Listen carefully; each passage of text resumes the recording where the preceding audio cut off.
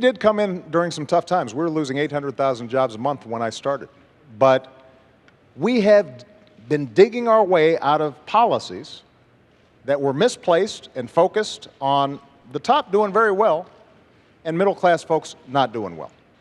Now, we've seen 31 consecutive months of job growth, 5.2 million new jobs created. And the plans that I talked about will create even more. But when Governor Romney says that he has a very different economic plan, the centerpiece of his economic plan are tax cuts. That's what took us from surplus to deficit.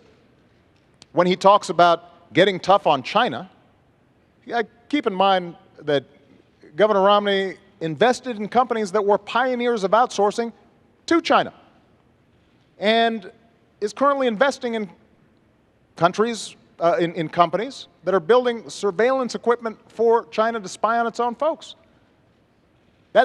Governor, you're the last person who's going to get tough on China.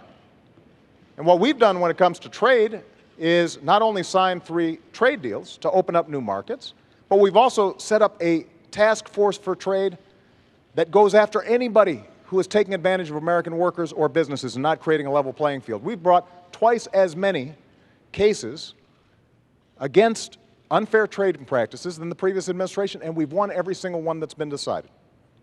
When I said that we had to make sure that China was not flooding our domestic market with cheap tires, Governor Romney said I was being protectionist, that it wouldn't be helpful to American workers. Well, in fact, we saved 1,000 jobs. And that's the kind of tough trade actions that are required. But the last point I want to make is this. There are some things where Governor Romney is different from George Bush.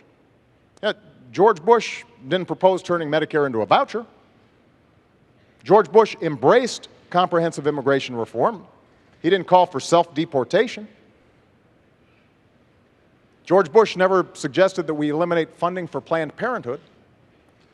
So there are differences between Governor Romney and George Bush, but they're not on economic policy. In some ways, he's gone to a more extreme place when it comes to social policy. And I think that's a mistake. That's not how we're going to move our economy forward.